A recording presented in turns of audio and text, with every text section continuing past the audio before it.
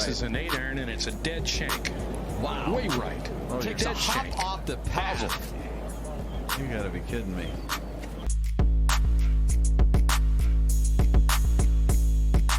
Very tough pitch shot right here. You got to hit it into the hill. One hop up and bite, and it's in. Kind of like that.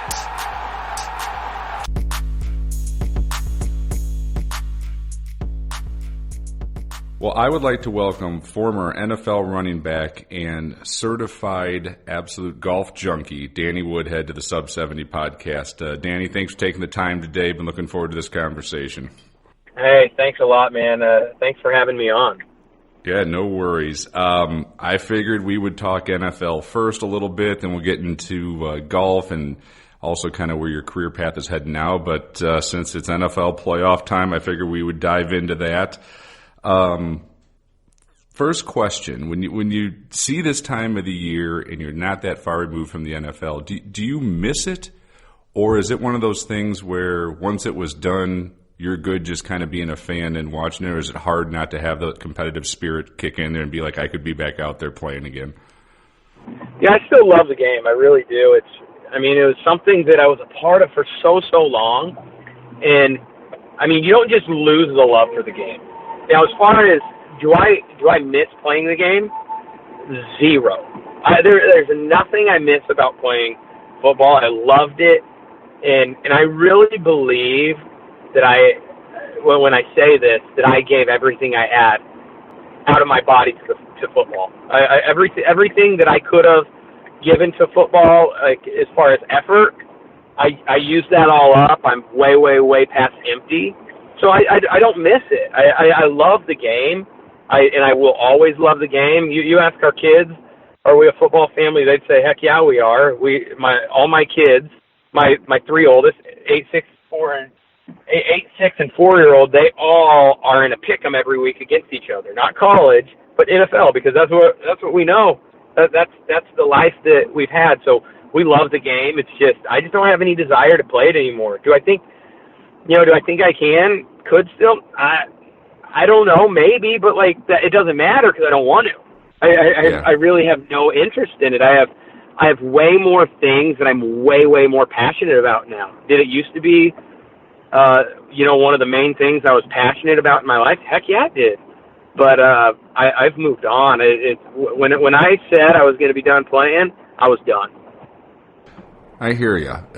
It's always still an interesting perspective of somebody who played at that high of a level for that period of time, no matter kind of what professional sport it is. So it's always interesting to get that person's take, and kind of segues into this next one. So you played a lot of years in the league, and you have a regular season game, and now we're in the playoff season.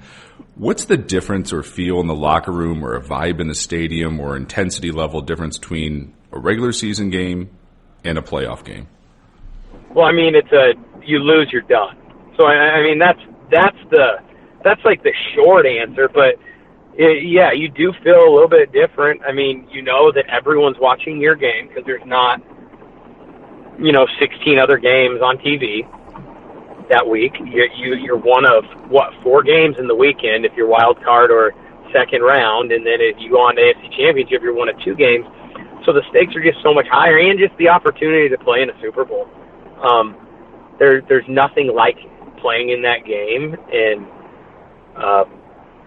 so the stakes are so much higher, and it's an incredible atmosphere. It's a lot of fun. Thinking back to it, you can still think back and be like, man, that's really cool. Not wanting to play, but still that was pretty freaking cool. I got to play in these playoff games or in that one Super Bowl, and so it's definitely, it means more, and you can just kind of feel it in just the atmosphere. In Super Bowl then has to be at the next level of there's playoffs and then there's this ultimate game, and I know you guys came up a little bit short, but just to be in that experience has to be. Is it feel like a game? Did you ever pinch yourself and say, "Oh my gosh, I'm here. This is happening"? Do you have to kind of treat it like a regular football game because you're a professional and this is what you guys do? How do you balance the moment, but not letting the moment get too big where it gets distracting when you're playing something of that magnitude? You got to do everything you can to make it just a game. Is it another game? No, it's not. I mean, you have all these celebrities on the field before the game. Madonna is, the performer. I think it was Beyonce singing the national anthem. Like, I mean, that's not a regular game. Like there's nothing about that that's a regular game. Halftime's, 30 minutes. There's a lot of different things, but I will say once, I think it was the first play, happened, you're like, oh, it is a regular game. I'm still getting hit. I still have to hit them.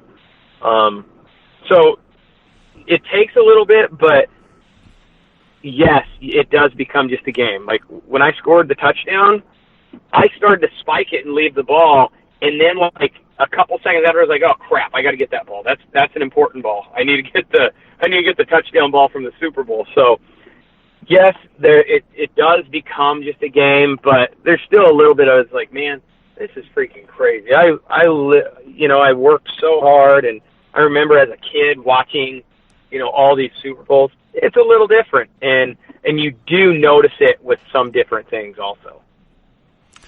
Well, I'm going to ask you to put your analyst hat on of looking back at the games from last weekend. What's the couple games that kind of got your attention? What was sort of your takeaway? And then we can segment that into the games coming up. So, trend lines that you like, potential teams that you really think are kind of peaking at this point in time. Is there anything that kind of caught your interest from the outcomes of the games from last week? And then we'll segue into the upcoming matchups. I mean, caught my interest just because I love them. So they all caught my interest. The New England one, did it surprise me they lost? No. Just because Tennessee is, first of all, New England, they were a little lower on the talent as far as skill positions this year. They lost Gronk, and then they expected to have Antonio Brown, Josh Gordon.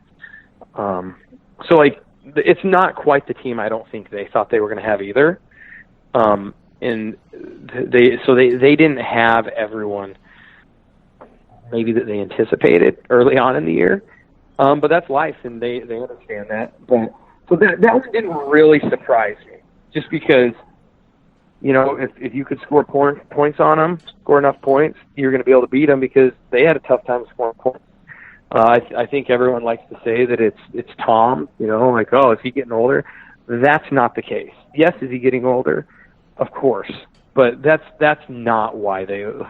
Tom is not the reason they lost. So yeah, that was interesting. The Texans game, I thought the Bills played good enough to beat them, but the Texans have. I mean, you saw it late. Deshaun Watson's an incredible player. They have a bunch of incredible players that people don't talk about, I think, a lot.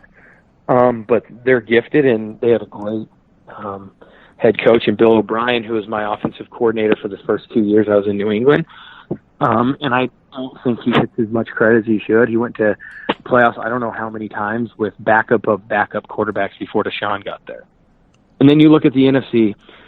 Minnesota does not surprise me. They won. I think Kirk Cousins is maybe the most underrated and over-criticized quarterback in the NFL.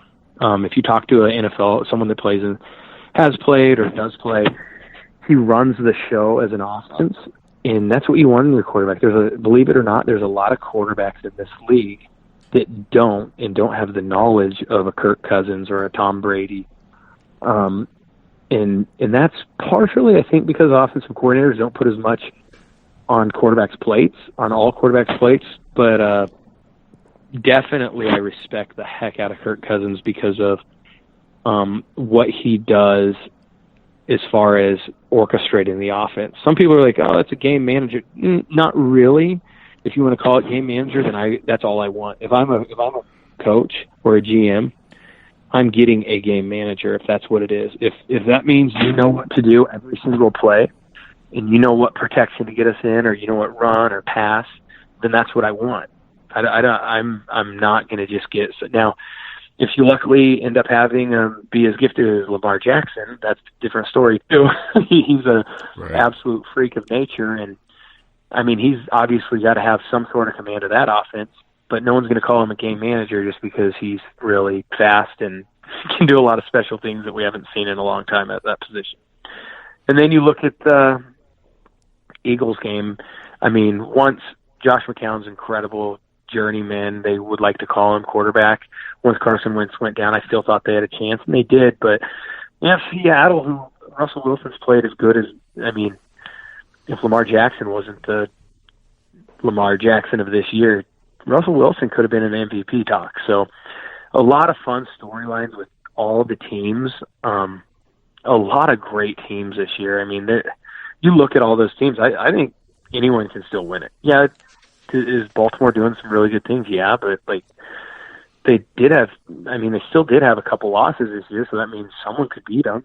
And one of the teams that did, Kansas City, is still in the playoffs. Matchups next week that you think, I know you're going to watch all the games, but there's some that you're Heck really looking to see in that game. I'm interested to see Minnesota. I'm really interested to see Minnesota just because they are loaded with talent. They have one of the better running backs in the league in Dalvin Cook, and then they have Thielen and Diggs on the outside, and Rudolph's still a good tight end. So they're offensively they're good, but also they have a good defense, and they have guys that can play on defense. I think they're a team for me to watch that isn't, a team that has a bye. And then the other one, I'm really interested to see what the Titans do. I really, really am, just because they can run the football and play defense, and that's what you're gonna have to just try to do that against, Baltimore. And so I think it'll be really interesting what the Titans and what the Vikings do, just because those are the two teams, like if I'm thinking of teams that I'm interested in watching from Wild Card Weekend going into the second round. Hey everyone, it's Jason at the Sub 70 Podcast. Hope you're enjoying the conversation with Danny Woodhead. Wanted to make an announcement. 2 new products coming in January. Should be towards the late part of the month. The $6.99 Pro irons with reduced offset, little cleaner top line, kind of a new category in golf for player's distance. That should be available very, very soon. And also our AL6 Arm Lock Sub 70 All Milled Putter should be available in late January as well. A great way of being able to lock that putter into the left arm, take the hands out of the stroke, and make a few more putts. If anyone has questions on fitting or needs help or anything like that, we're always glad to help. Thanks for all the support. Hope you're enjoying the conversation with Danny, and thank you for listening. I was going to ask you, too, about Tom Brady and what he has accomplished his career with you playing with him. But if you could kind of, I'm sure there's tons of things he does at an extremely high level, but over that extended period of time where he's been that great for that long, is there one or two things that, with your experience of playing with him, that just makes him such a great competitor and such a great player for that extended period of a time where people can see film on him, yet every year he still goes out and plays at a really, really high level? I think the thing is obviously what he's done with his diet and how he's eaten, because that takes out, what it does is it takes out inflammation of your body, which you can recover faster. You're not going to feel those aches and pains quite as much. Now he's 42 years old. He's still going to feel aches and pains, but makes it a little bit more manageable. So I think the thing that he does with that, he takes his craft so serious that he's watching everything he puts in his body. And that's important. That's super, super important. But outside of what everyone's saying with the TB12 method and him doing his diet and, just the way he takes care of his body, I think something that he does is he leaves, it's kind of what all, Patriots do. And the mantra there is do your job. And basically what you do is just leave nothing to doubt. So you're prepared for every single situation that, might come. Are you going to win them all? No, you're not going to. But if you've done the preparation and you've made sure you're, ready to, go out and succeed, if you do well in each situation, that's all you can ask for. I mean, you ask Tom, I think he's pretty pleased with his preparation and getting ready for last week's game. It's just, they lost. I mean, and that's just part of it. That's part of the game.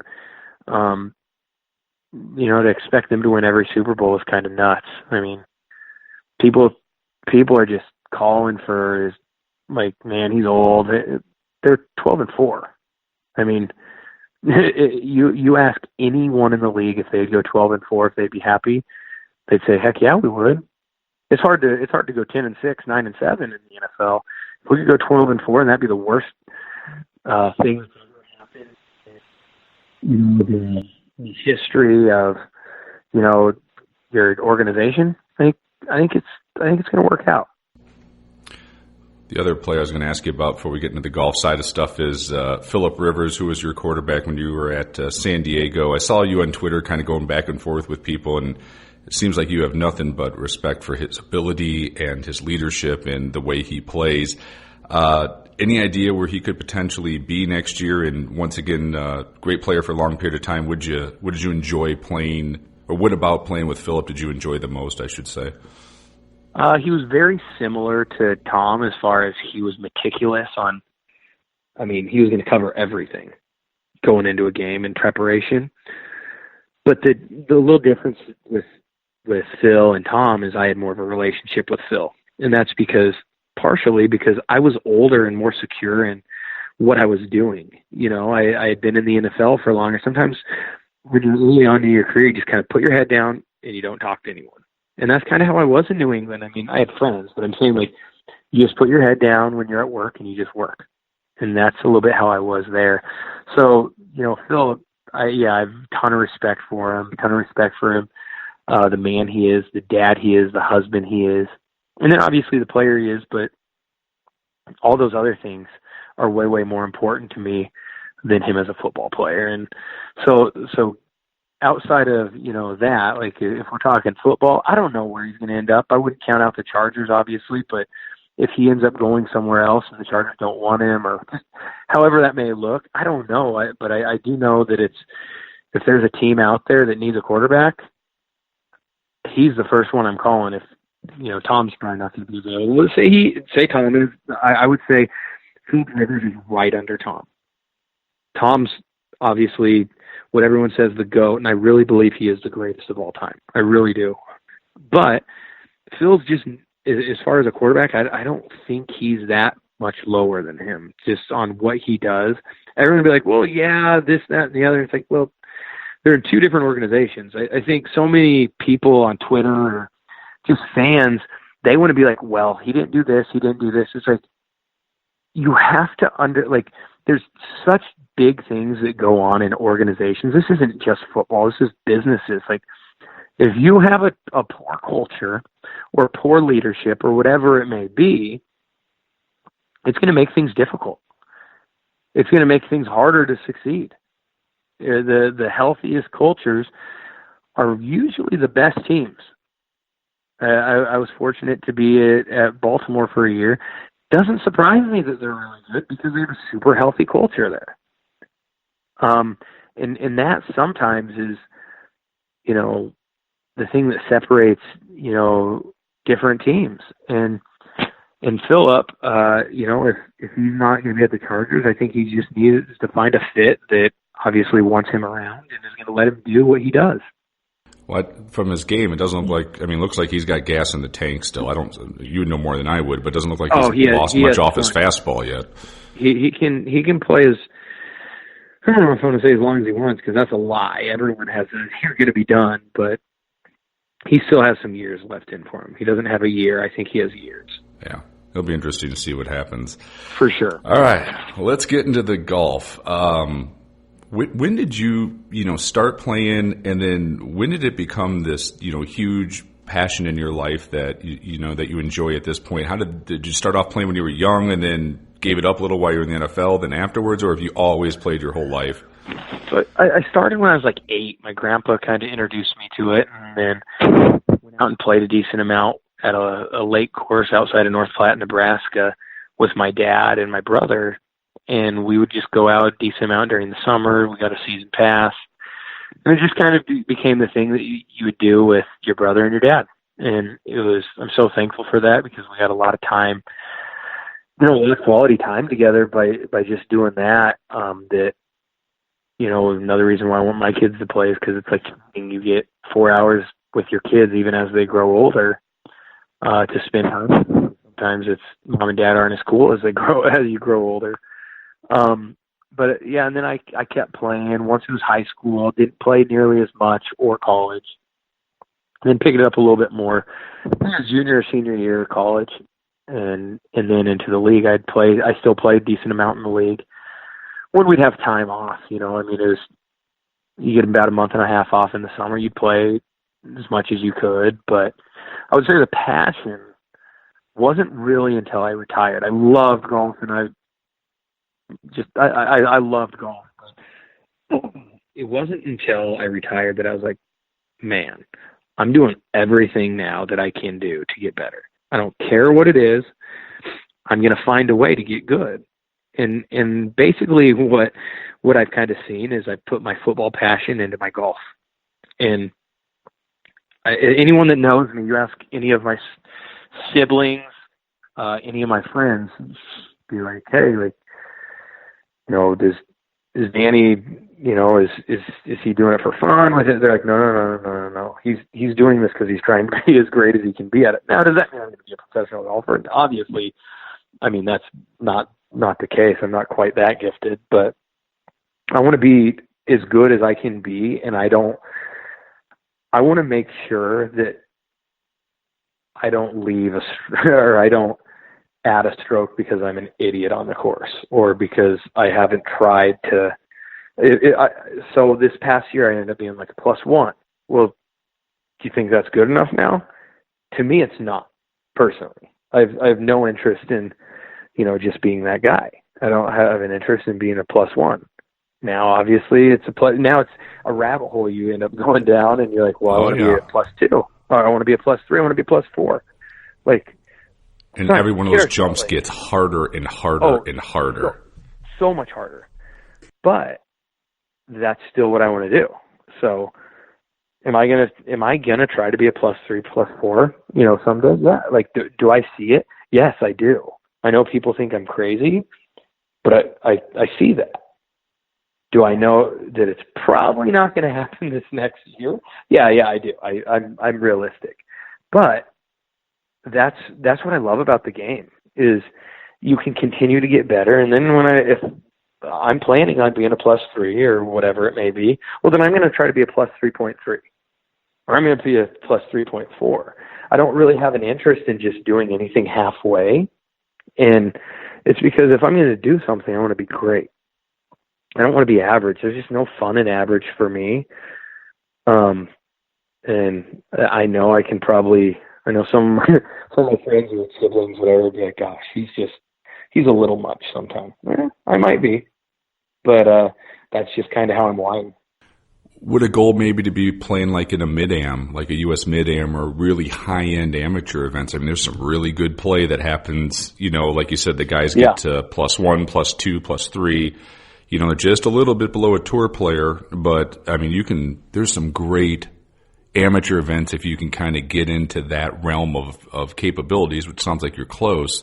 Maybe is that sort of the goal where you're playing, in those sort of north-south events and U.S. mid-ams and those sort of, high-end, high-quality amateur golf? Yeah, I'm not going to say I haven't thought about that. I mean, I'm trying to just get better, each year. But yes, I would love to play in stuff like that. And have I thought of stuff? Yes, I have. Am I there yet? No. But that's what's so cool about it, is I have something that drives me, and it's outside of, obviously the most important thing in my life is my faith and family. But I love having something else that drives me, outside of that. I mean, it's something that, even though you know how it is, being in the Midwest, you don't have golf all the time. There's months that you don't play. Well, I have a golf club in my room always. I have indoor places that I will go and practice and hit. just because I want to be good. That's if I'm going to do it, if I'm going to make that my hobby or my passion or whatever it is, I want to do everything I can to be really good. Does it mean it's always going to work out? No. Are we going to be 80? Yeah, probably. But that's okay. It's something that I'm doing everything I can do to be as good as I can at. Now, with growing up in Nebraska by North Platte and going to college in Nebraska and still living in the Omaha region of Nebraska, growing up, did you ever think Nebraska would be this crazy hotbed for some of the best golf that there is in the world in the state of Nebraska? And there's a new club coming up that King Collins is doing the design work out in Homer, Nebraska, called the Landmine. I mean, the layout is supposed to be amazing from what I heard. These are the guys who did Sweetens Cove. Did you ever think that Nebraska would be this, it's a hotbed for really high quality golf? No, that's what's funny. I don't know if I really thought about that, but it like you said, it is. And it's amazing golf, and anyone that hasn't needs to find a way to get out this area. Just because the golf is insane, it's a little bit more remote areas. It's such a fun experience. If you've never been to any of these type of places, Sandhills obviously is not the most easy to get on. But I mean, there's so much good golf, and then even just your courses, like, so living in Omaha, the courses there is funny. I have a buddy who was an assistant golf pro and now is a director of pro kids in San Diego, and he came out because our buddy played in the Web, and he came out to the tournament and then walked Indian Creek, which is where the Web event was, and then another course here in Omaha or here in Nebraska, and he was so impressed with, and that's not even our big time courses, and he was so impressed just with how beautiful Nebraska golf is. And I mean, shoot, it's the same thing over there in Illinois. The courses are beautiful. It's green, depending on if it's tree line or not tree line. It's really, really good golf. And besides the months that are cold, you can't really get much better golf than you get here in Nebraska. Well, I'm looking forward to we'll get out and play a little bit this summer out to the Dismal River Club and go experience that one. But I'm sure people are tired of even hearing it on the podcast, but how much I love that area of it. That's a place I haven't played. I can't wait to play. Yeah, I went out there for the first time, I think, like in 2007 to that region. We played Sandhills and Dismal and hung out there, and I was just 2007 or 8. One of those two, but I was blown away. Like, I was just hooked instantly. And I think that's a lot of my friends who I've, from Chicago, where it looks a little bit more like, like driving down 80 through Nebraska, where it looks like cornfields. And a lot of people don't realize if you go north of North Platte, in Mullen area, about 75 miles kind of north and a little bit west, there's these rolling sand mounds, and you're at 2,500 feet elevation. And it's like the best links golf experience ever because the wind is there. You use the ground at times. Like, it's true links golf, and it's some of the most remote and magical places you could ever hang for a few days and play 54 a day.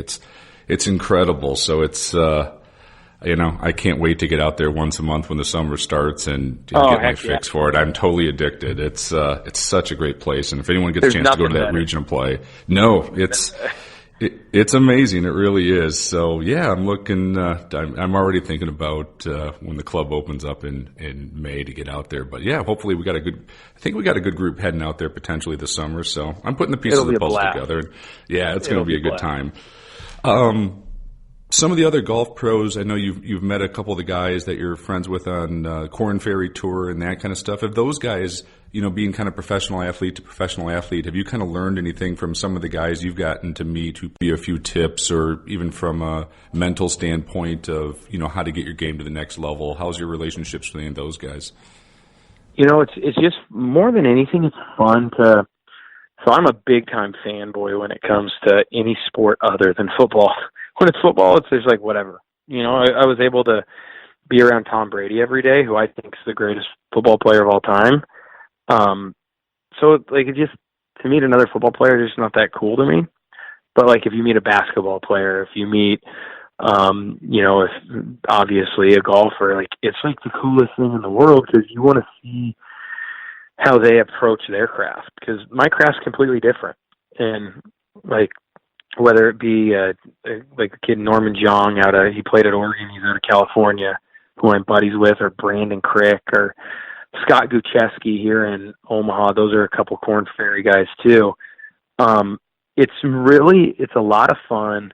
Have I asked some questions? I have a little bit, but I like more so I like just to watch and like their demeanor and how they carry themselves, because that's important too, and just in how they approach each shot, because I haven't played competitively for that long, obviously, and that is something fun to pick up on, just the different things, and it's also fun too, like before I retired, I knew some of them, and it's cool to, because then maybe you can add something in your in football, because there is crossover in all sports, whether it's mental, physical, whatever it may be. There's crossover.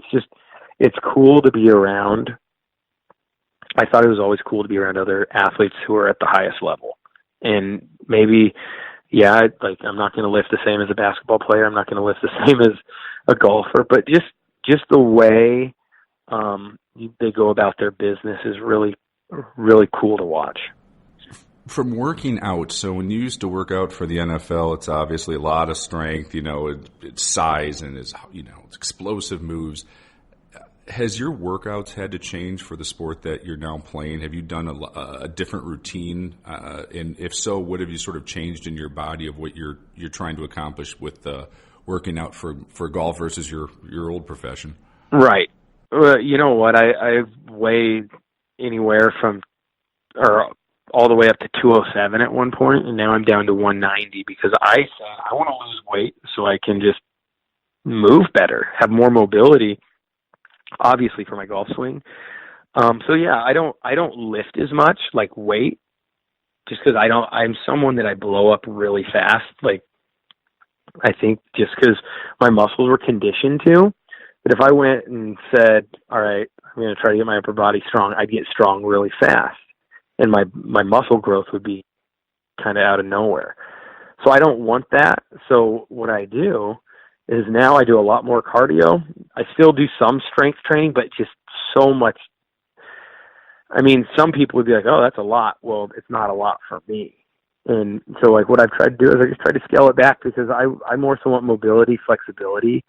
And that's been the biggest change. Is just, I don't want to get bulky, because let's be honest, it's hard to rotate around your body when you do that, when you are bulky.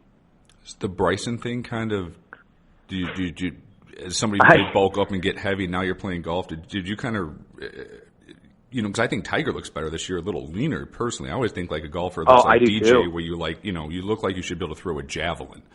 And I'm looking at Bryson, I'm going, no, I know his swing's a little bit different, because it's not as, for lack of a better word, none of them are handsy because they're on tour, but he's got a lot of, big muscle rotation, a lot of core rotation, leg rotation. He's not whipping it in there like Sergio. So I guess I've wondered, he's a smart guy, higher IQ than I'll ever have. Is it, I can't figure it out. Is it partially because of his golf swing where it's more rotational so he can get stronger? But boy, I can't think of too many guys who bulked way up and got better. And he's a big guy to begin with, right? He's like 6'2", 200 pounds normally. Yeah, I really couldn't tell you. I don't think it's smart, too, just because you're walking so much, and it's not that great on your joints as you get older. So, that's another thing that's, having 15 pounds off of me has been incredible just in life, So, I wouldn't want to weigh that much more anyways. But, yeah, I don't know. Some of it's, I've changed my swing a lot, but I have lost 15, 17 pounds, and I hit the ball off the tee 30 to 40 yards further. Yeah. So it's kind of a, I don't see any reason why I'd want to be bigger. And now I'm not a golf pro. I don't really know how much your triceps and biceps are going to really do for your golf swing. I'd rather have a really, really strong core, have a lot of mobility, because that's gonna. I mean, even with that whole rotational swing, I mean, you just want to be mobile.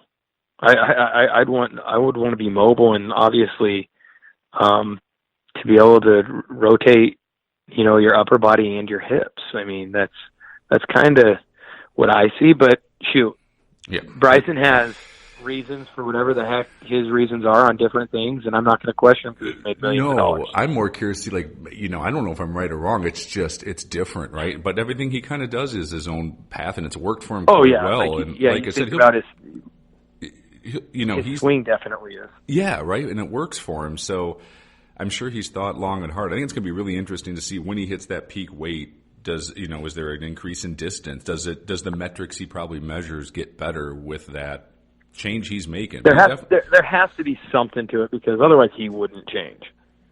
But it's definitely against the norm. Like you said, most of the guys want to look like Dustin Johnson, where you just look like you could swim for 7 hours straight, or like I said, chuck a javelin. Exactly. So. And that's and honestly, that's what I'm looking forward to. To keep, just being. Now, I'm never going to look like that because I'm not tall, and I'm never going to be tall. But I would want my body to look like that more so, because I just feel like it'd be better. Could I be right? Could I be wrong? Yeah, either I could be. Yeah, it'll be interesting to watch. Golf courses. What's some of the maybe 2-3 best courses you've enjoyed playing? Since you've kind of really gotten back into golf, and then is there a couple on the hit list that you can't wait to get out there and hopefully play and experience? I would say probably because I had an event, I didn't get to play the full round, but I played at Pebble, the front nine, in the 10, 11, 12. And then I've played Torrey. Those are great, but I gotta say my favorite courses, probably top 3, and no order. I mean, Sandhills is probably number 1, just because it's Nebraska and it's unbelievable. Sandhills, and then either Bayonne Golf Club or Sand Valley. Those 2 were stupid awesome. I mean, those were Sand Valley so good, and then Bayonne, Bayonne Golf Club. That's insane. It used to be a landfill right off the Hudson River. I mean, it's in Bayonne, New Jersey. It's an absolute unreal experience. That's up there with those other 2, though. I mean, I've been able to play a lot of really cool courses, but I mean, those are 3 that I'll always remember. Have you gotten to play Omaha Country Club? Yeah, Omaha Country Club is so good. Yeah, Omaha, great, right? It is, and they just redid it. It is disgustingly good. Yeah, I've heard it's just so good. Yeah, like underrated good. Like it's rated. I mean, everyone knows in golf what it is, but they should be higher. It's so good. It is an unbelievable course. So, but man, I'm also the type of guy. I will say this: I'll play any course. It could literally be a goat track, and I would enjoy playing. Yeah, that's golf. I really enjoy the game. So, if that's all we have, it's like, okay, let's go play that course. Or even if the course isn't in great shape, but you have good greens, shoot, that's all I care about. Couple on the hit list that are out there that you're like, yes, I'm going to tackle that. No pun intended. I am excited about Dismal, but I don't have to look at that and feel like, maybe I can tackle that, because that's going to happen. Yeah. So outside of that, I'm probably going to stay in Nebraska, and Prairie Club is one that I haven't hit up yet. So good. And I heard that's stupid good too. It is. And then there's a couple within the Dormy network. I don't know if you're familiar with, which Arbor Links. That's so good here in Nebraska City, and that's an amazing course. But there's a couple other ones I'd like to try. Briggs Ranch, and then they have the Dormy Club in North Carolina. Yeah. They have a lot of good courses that I would really, really like to try out. And so, man, there's so much good golf, and who knows where it'll take me next. Well, let's talk about your new venture of what you're doing with the company, or I should say the firm, Performance Mountain. You guys, well, I'll let you explain what it does, but my first question is, what does the firm do? What do you kind of bring into the firm? And then how did it come about of, you being a partner and working with that firm and helping those guys out and trying to get the best out of people? Yeah, so it's called Performance Mountain, and basically kind of what our motto or slogan or whatever the heck you want to call it, who cares what you call it, but it would be to reach your peak. Like, what we're trying to do is we're just trying to get everyone to reach their peak, and that could be in business, that could be in sport, that could be in life, it could be whatever the heck you want it to be in. Obviously, it's more so businesses and sporting teams, or like, and it's crazy, but like golfers, because there's a lot of mental side to it. But what we do is we're trying to help everyone reach their peak in leadership, like team dynamics, and then also like in an elite level mindset. So what's that look like? What we do is we go in and, well, what we have done is you evaluate, and then we, find a solution or some different solutions that might help that. In that I'm saying as in leadership, team dynamics, or elite mindset. Not everyone does all three. I think if you want to have a great team or a great business, I think all three is super important. But yeah, that's what we do. And we do it through obviously meeting with people, or like something that we enjoy doing too is doing seminars. You kind of a half-day seminar-ish, 3 to 4 hours. And basically, we have a 20-year Navy SEAL, former Navy SEAL, who's a partner, Jack Riggins, and then Dr. Larry Widman. He's our brains, science guy on the whole mindset. He's a psychiatrist, and he does the whole mindset stuff and like the elite mindset, like breathing techniques, different things. So that'll come in more so, or not more so, but a lot of times with athletics, but also in companies, and just decision making, how to treat others. So the team dynamics is like a culture, like what's important. Obviously, I bring my background where I played at probably the best organization in the NFL for 3 years, and then I've also played at some others that maybe weren't as successful. So you see different things. You see what works, what doesn't. And basically what we're trying to do is we want people to be the best that they can be at whatever they're doing. And that's where we get the whole reaching your peak deal is we want you to be the best you, or your business to be the best business that it can be. Because I think too many people settle for average sometimes, and that can be fine and everything, but why not try to be the best there ever was? And that's what we want to do. We try to help people in businesses be the best that they can be. How rewarding has it been to take what you've learned over those years and, reaching an elite level and then kind of passing that wisdom of what it takes onto that maybe client or younger athlete or whatever client you're working with? It's from a personal standpoint, how rewarding has it been to sort of give back, coach, see the results? It's been really cool. And I will say this, it's kind of funny because I've always just been working towards my goals of being the best I can be the best running back in the league or the third down back, whatever it may look like. And then I get to this side of the NFL where I'm retired and doing these things, and it's like, I never saw myself as someone that might be able to give insight, just because I've always been working as hard as I can to do what I can do to help the team and yada, yada, yada. And it's been kind of crazy because people want to hear my story or want to hear, different things as far as how to lead or the different things that are important in a culture, and just basically like all the different things that my experience is like really cool to see. But then once you work with people, for an example with, maybe an athlete I've worked with, it's been really fun to see the growth that they've had, whether it be in their leadership, their part in the culture of that team, and as they change, to see the team change, and then to see how successful they are. And maybe we're not the reason, but maybe we're a percentage. Maybe it's not us. I don't want to ever take credit for people's talents, because that's not right. But we do everything we can to help them tap into what they can do. And it's been amazing. I always thought I wanted to be a coach. And then once I realized the coaching hours, I was like, I'm never going to be a coach. And then I got into this business, and it's like, holy crap, I am coaching, and I'm doing what I felt like I was supposed to do all along, and that's help other people kind of just reach their best. How cool.